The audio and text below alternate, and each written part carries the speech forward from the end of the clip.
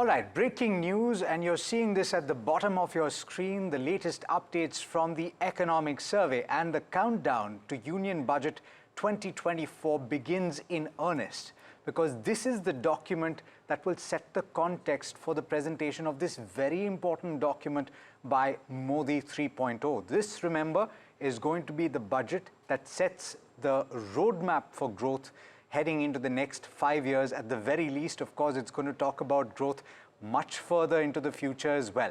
Very importantly, and Pallavi Nahata is joining me on this conversation, very importantly, this document, the Economic Survey, is talking about the growth projections and the outlook for the new financial year. It takes into account several disruptions on the global stage with regard to geopolitics, and it has given a projection of economic growth, GDP growth, of 6.5 to 7%. I'm reading straight from the document where it's saying that considering various factors, the survey conservatively projects a real GDP growth of 6.5 to 7%, with risks evenly balanced, cognizant of the fact that the market expectations are on the higher side. This is an important statement to make, Pallavi, and of course there's a lot more in the economic data and economic survey that we will go through, but the first and the most important point, a lower than RBI projection for GDP in the current financial year. That's right. So the RBI does project GDP growth at about 7% or thereabout. And the government instead, the CEA in the economic survey, has chosen to give a range that's between 6.5 to 7%. You know, market expectations also remain closer to the RBI's estimate. And there is a fair chance, Alex, that over the next few quarters, especially given the resilience that we have seen in the Indian economy and the fact that GDP growth has almost consistently in recent quarters surprised on the upside, given the range by the government, we will see GDP growth closer to the 7% mark rather than the 6.5% mark. But of course, the economic survey does talk about the number of factors at play and how volatile some of these factors currently are. And as such, it is possibly a mark of caution that the CEA has chosen to give a range for now. It also and those are the words that it uses. It says it's cautious about its projection. That's right. It's speaking about what the IMF is projecting on the global stage. The global economy is set to grow at 3.2% in 2024. The average annual global growth rate was 3.7% during the decade ending FY20, that is the financial year ending 20. Now, it's talked about several aspects on the global stage, but on the downside, it's saying that any escalation of geopolitical conflicts in 2024 could in fact lead to supply dislocations and higher commodity prices. This is something that the RBI has pointed to in several occasions when it is chosen caution and pragmatism and said that it is not yet ready to consider easing of monetary policy.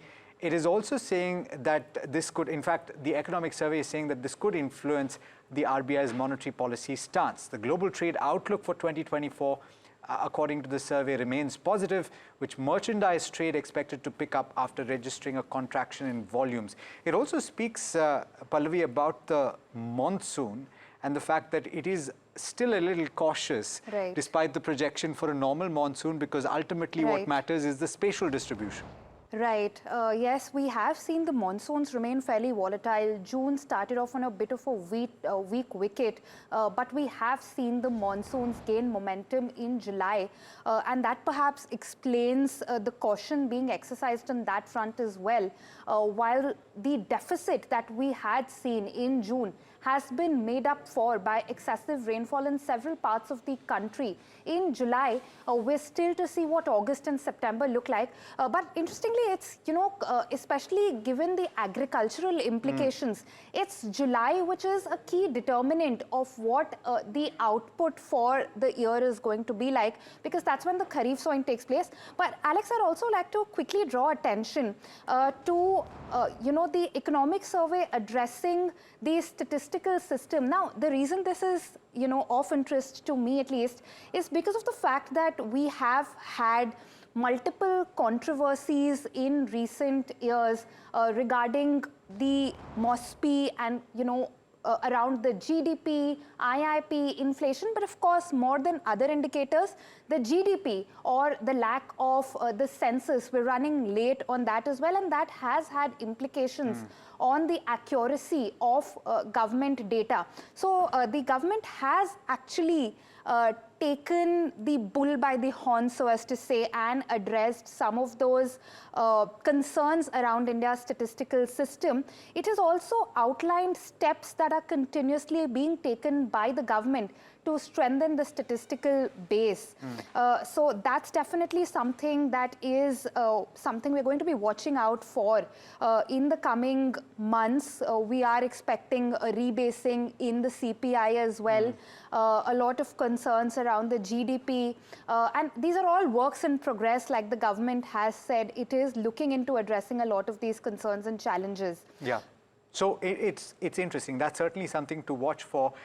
A more immediate thing that you would want to look at is why the economic survey has been a little cautious with regard to its projection on GDP, where it said 6.5 to 7%. That's a pretty broad range if you think about it. It says that domestic growth drivers have broadly supported economic growth in FY24, that is the previous financial year, despite uncertain global economic performance. It is said that improved balance sheets will help the private sector cater to strong investment demand. But it's saying that there is a note of caution that is warranted here. It says that private capital formation after good growth in the last 3 years may turn slightly more cautious because of fears of cheaper imports from countries that have excess capacity. Madan Sabnavis, Chief Economist at Bank of Baroda, is joining in. Madan, thanks so much for taking the time. And of course, we would have to give you a little time to go through the nitty-gritties of the document, the fine print. But what stood out to me right off the bat is the fact that the economic survey has been a little cautious in its projection for GDP growth in the current financial year. It's provided it in a range of 6.5 to 7% with risks evenly balanced. What do you make of that? No, I think, Alex, it's a bit too conservative because we at Bank of Baroda are looking at 7.3, 7.4% with possibly an upside. Because I think the major problems which we had last year in terms of lower growth in consumption and investment is something which we think will turn around in the current financial year. So I think what the government is doing out here is taking a very conservative view of taking 6.5 to 7% as the real GDP growth rate. But I think, Alex, what's really important about this particular number, because I think this is just a forecast and things are going to change during the course of the year. This may give us an idea that this particular number is going to go in when we're talking of the budget formulation tomorrow. So tomorrow, when you're looking in terms of the growth in nominal GDP, I think during the interim budget, they spoke of 10.5%. So if we're really talking of 6.5 to 7% real GDP, it looks like that 10.5% may not really change. So I think that is a kind of an implication I would derive from this conservative estimate. One other aspect to pay attention to, Madan, is that in the past years, and they refer to private capital formation here, and they refer to private capex. We've seen this government spend quite robustly where required and pushing infrastructure, pushing defense. There's quite a lot that is set aside in the budget for these aspects. And so therefore, quite a bit of the growth is also driven by public spending. Would another interpretation be that the government is going to be a little cautious when it comes to spending? Is that something that you can derive? See, it's definitely something which cannot be ruled out, because if I am saying that the nominal GDP growth is going to remain virtually where it was when the interim budget was presented, it may follow logically that we may not have too much of change in the capex of 11.1 lakh crores, which the government has projected. So I think that will naturally flow from it. And this would also, if I have to actually extrapolate it further, I would say the 1 lakh crores of bounty which you got from the RBI surplus transfers may probably be used more for containing the fiscal deficit and maybe spend a little bit more on revenue expenditure wherever it's required based on the election commitments which are made, rather than focus more on capex, which may also not be feasible given the fact that 4 months of the year would have been passed by the time this budget gets implemented. So we may not have that much of capacity to implement more projects beyond the 11.1 lakh crores. All right, Mr. Sabnawaz, thank you for taking time and joining us. This is Pallavi joining in. On the economy, the economic survey continues to remain fairly optimistic despite the cautious note that the government appears to be striking in terms of the GDP projection. But all in all, the commentary on inflation or on external metrics or the way forward in terms of fiscal consolidation appears to strike an optimistic note. What are you making of the commentary on the economy? So I think one thing which we also believe is that the economy is going to perform very well in the current financial year.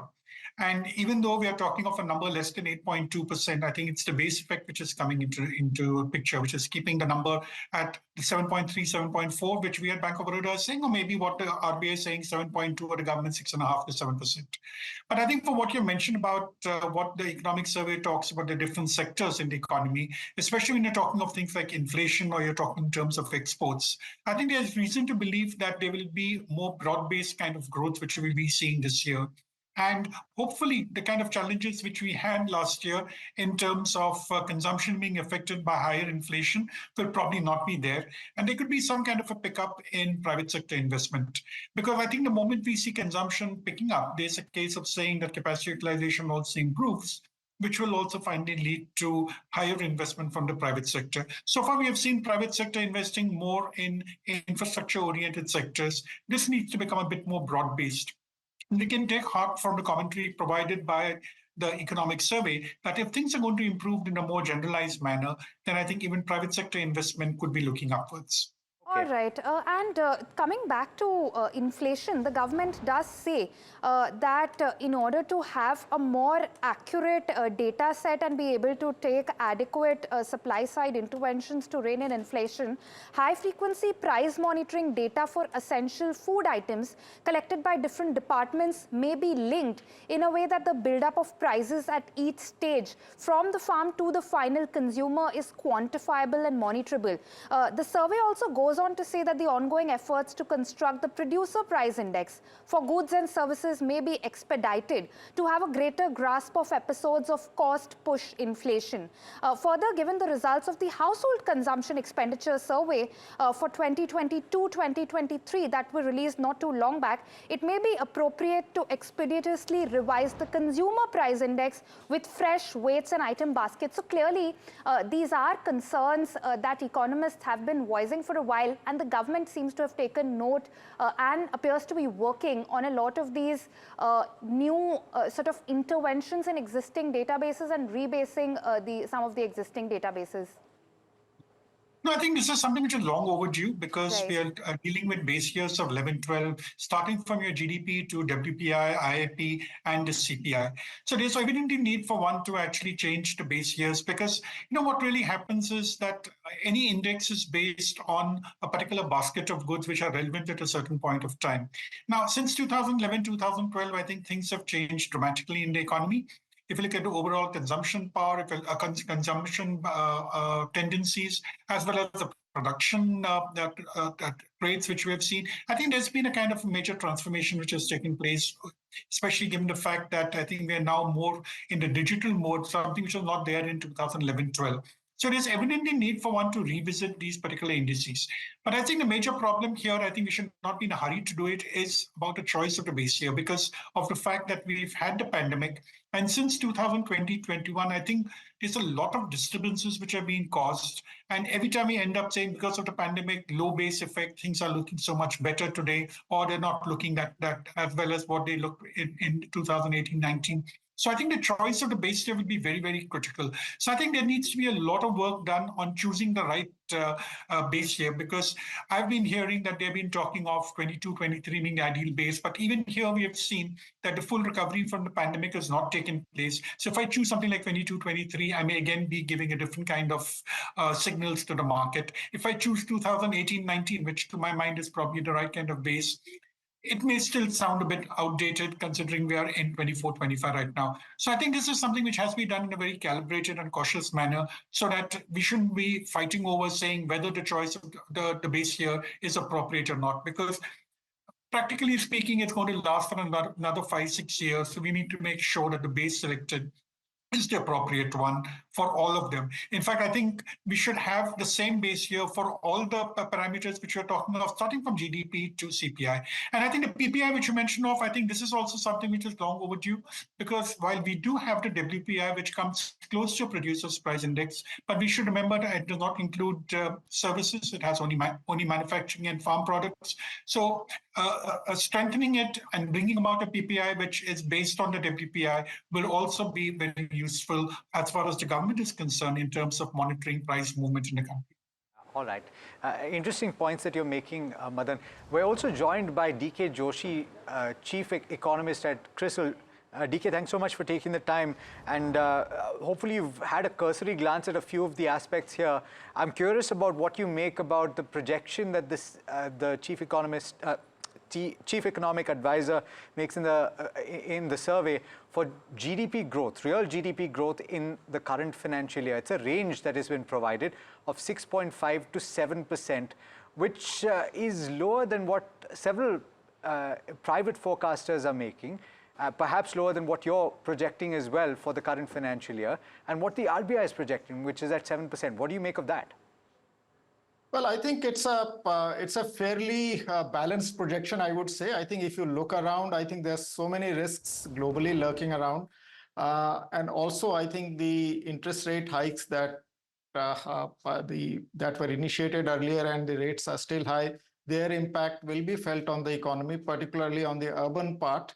And I think the services pent-up demand is also reducing. So some amount of moderation in growth is expected, and our own forecast is 6.8%, which is precisely between midpoint of 6.5 to 7. So I think it's fairly in line with what we expect, and I think we'll get more clarity on this once I think the monsoon season is over and we know how the agriculture performs, because agriculture hasn't done that well last year. So there'll be a very strong base effect. I think if monsoons play out well, I think you will see a very strong growth in above normal growth in agriculture, and that I think can create an upside. But I would completely agree with the broad range that has been provided, 6.5 to 7. Even with this, I think India will continue to be the fastest growing large economy, and so I'm in no conflict with this number.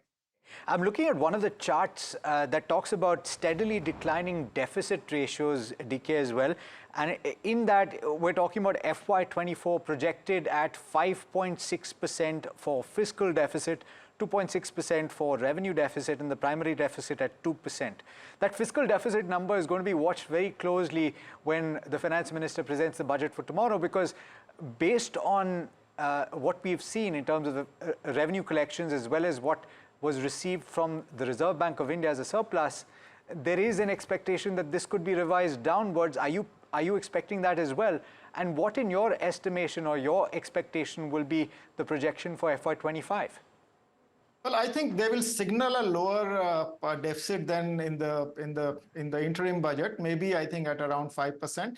Because I think they have got a windfall from the RBI transfer, which was quite generous, more than what was expected earlier. So they will use it for supporting some of the trailing parts of the economy, and a small part of it will also be used to reduce the deficit from what they had assumed or what they had forecast in the interim budget. So it will actually be distributed between both. I think more fiscal consolidation and more support to the economy. I think the focus will be more on the providing support to the economy.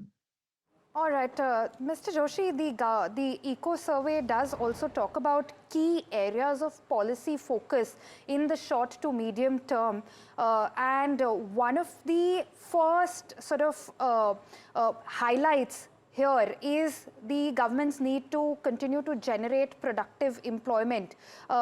To create many jobs, there is need to create the conditions for faster growth of productive jobs outside of agriculture, especially in organized manufacturing and services, even while improving productivity in agriculture. So that's one of the key focus areas for policy in the short to medium term, says the Eco Survey. It also talks about the skill gap challenge and goes on to talk about the necessity to tap the full potential of the agriculture sector, as well as easing the compliance requirements and financing bottlenecks confronting MSMEs, and of course managing India's green transition. So clearly the Eco Survey does sort of appear to lay out what the policy areas for the government might be in the short to medium term, and these appear to be broadly in sync with the requirements of the economy at this stage. What are your thoughts on what the government is highlighting or sort of trying to highlight in the economic survey? No, these are perfectly aligned to what needs to be done. I think I completely agree with the statement that we need to create more productive employment in the organized part of the economy, and I think for that we'll need to promote manufacturing sector, and particularly the trailing parts of are also labor intensive, like textiles, leather, gems and jewelry. These have, I think, not done that well in the last couple of years. I think so there is need to promote these segments. The second is, I think, there are sectors where there is a skill mismatch. I think, for instance, your infrastructure is growing at a fast pace, but you require certain skilled people for creating infrastructure, particularly new infrastructure that is being built, and there is a shortage of those people. And then I think you also need to prepare, apart from this, from an employment perspective, is that there is a very swift movement in the AI domain, and I think it's the AI is able to do many of the things which humans can do. So there could be some disturbance in the job market because of that. So I think, how do you prepare people for that? So I think there is need for skilling, reskilling, and also I think the vocational training requirement where there is a need and you don't have enough people. And on the other hand, you have an unemployable army of people who are simple graduates who can't be plugged into the job market. So I think I completely agree with the employment, productive employment aspect, both from the demand, from the point of view of reducing the skill gap, and also from the point of view of reskilling for the new requirements of the economy. And then I think climate issue is, of course, important. I mean, we all know what one of the reasons why food inflation is so high is because the climate shocks have intensified, whether it is heat waves or it is the changing patterns of monsoons or unseasonal rains.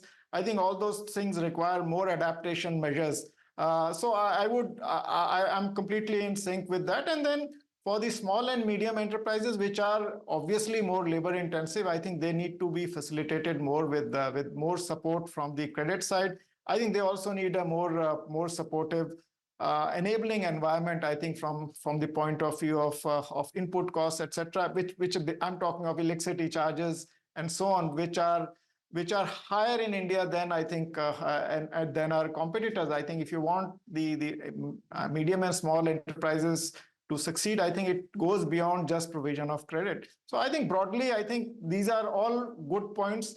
And finally, I think the reform part, I mean, which is about reducing the choke points or bottlenecks in the economy, which pay off with a lag. I think if you start them today, you will see the benefits after 2-3 years. So there is need to front load. And finally, I think this budget is going to be effective only for 7-8 months, because I think 1/3 of the year is fiscal year is already over. I mean, there's not much to influence in this fiscal year. So you need to front load all the efforts that you announce in the budget. Fair point. Just a quick point on state government finances, and I'm referring to point number 1.35, gentlemen, in the economic survey. If you would like to look at that, I will read it out.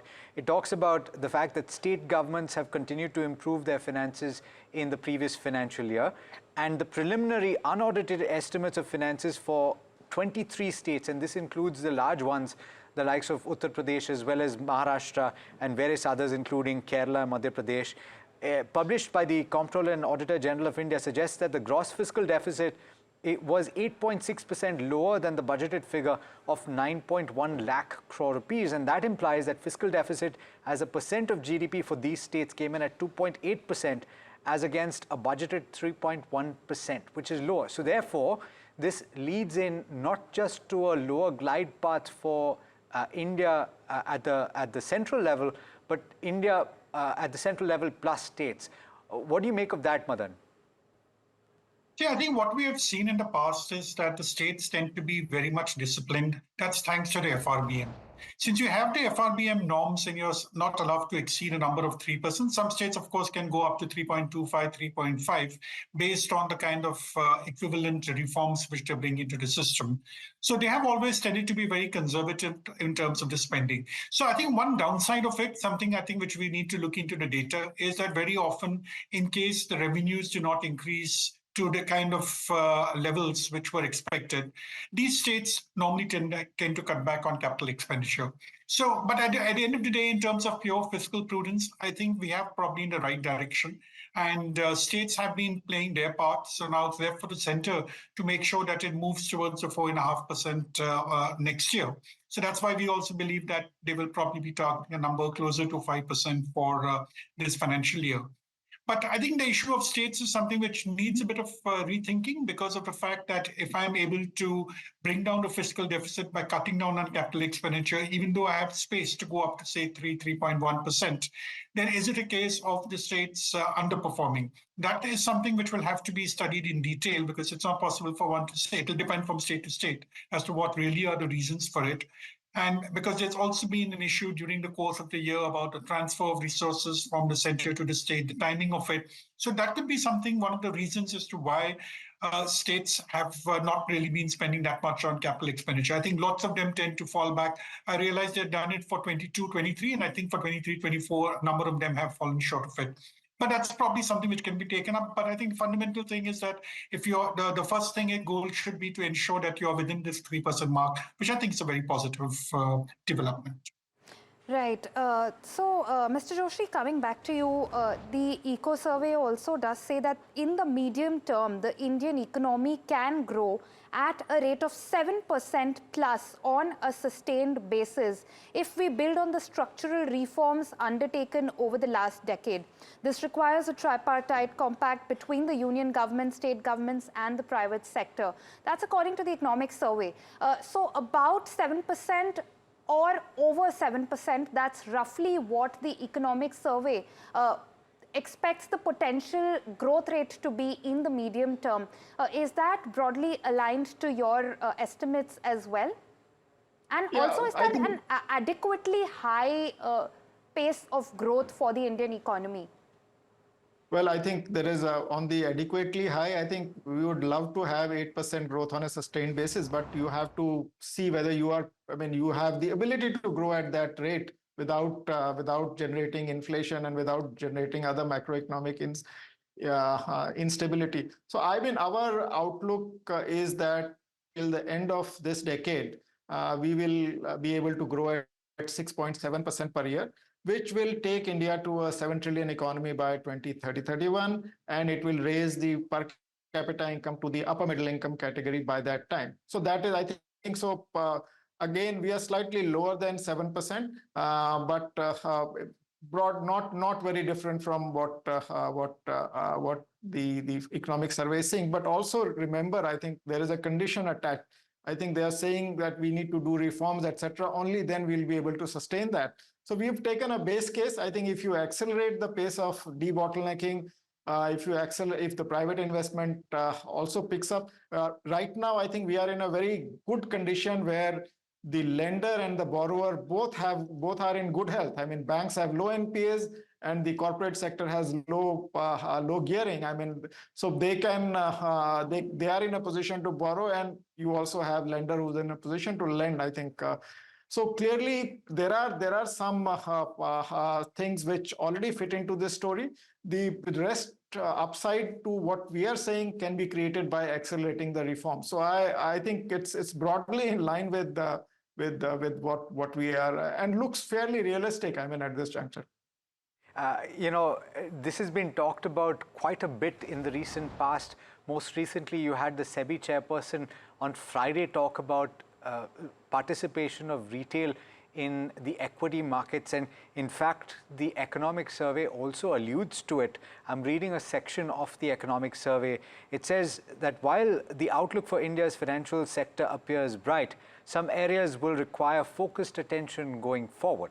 The significant increase in retail investors in the stock market calls for careful consideration.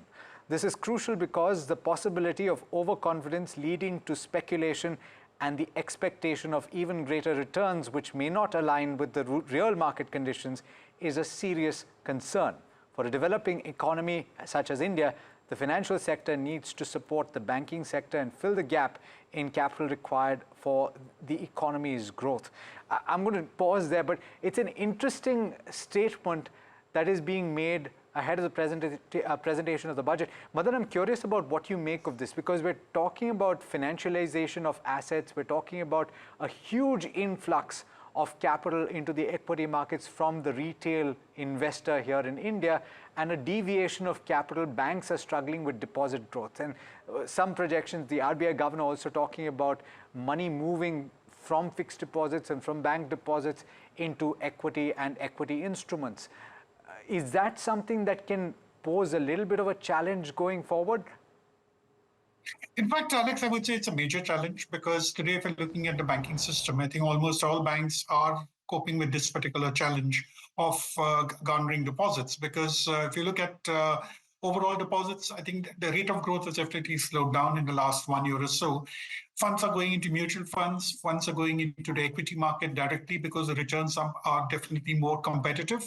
And given the fact that the interest rates have actually peaked as far as the banking system is concerned, as a deposit holder, you cannot really expect to get across the board higher interest rates. And today, when you're looking at the stock market, which is doing very well, there is an incentive for one to go and invest on this particular market. So in fact, if you look at an interesting statistic, is that in this current financial year, almost all the IPOs which were listed had listed at a much higher price than their issue price on the day of listing. So there were substantial gains to be made. Now, I think this kind of development is something which is very positive for the capital market, but it's also a case of saying that you have individual investors are rushing to it, saying, okay, the Sensex is 80,000. We have expectations that Indian economy is the fastest growing economy. People are talking of 5 trillion, 7 trillion, $10 trillion. So therefore 80,000 will become 90,000 maybe in another year's time, if not earlier. So I think this is something which both SEBI as well as the economic survey is warning, saying that if we see such a thing happening, we could see that retail investors who are investing without too much of knowledge of the markets could have a setback, and then that could have a spiral repercussion downwards. And second, from the point of view of the economy as such, I think if we look at the contribution of banks towards growth, it's definitely something which is very much direct. Because today, if I'm going to invest in the secondary market, it's just a case of my money going to you, and you're paying me, and I'm receiving the shares. There's no actual investment or financing of investment which is taking place. The same money kept in a bank is going for lending purposes, or it's going for investments in government securities, which is using it for financing the budgetary deficit. So I think there is a productive chain which is out there. So I think this is the major concern. As long as the money is going in for a productive activity, you can be sure that, okay, it's going through a bank or it's going through a mutual fund. There is some kind of a contribution to the general economic growth. But if it's going purely from the point of view of speculative investments, there could be an issue, especially if the large number of funds are moving out. Banks are left with fighting to get funds to fund the kind of credit which we're looking at. There will definitely a kind of a challenge for the economy as a whole. I think that's what's being highlighted. And in fact, it goes on to say, and the statement that it makes is quite stark. It says the financial sector should expand at a pace that is in lockstep with economic growth. In particular, India can ill afford the economy's over-financialization at its current development stage. Pallavi.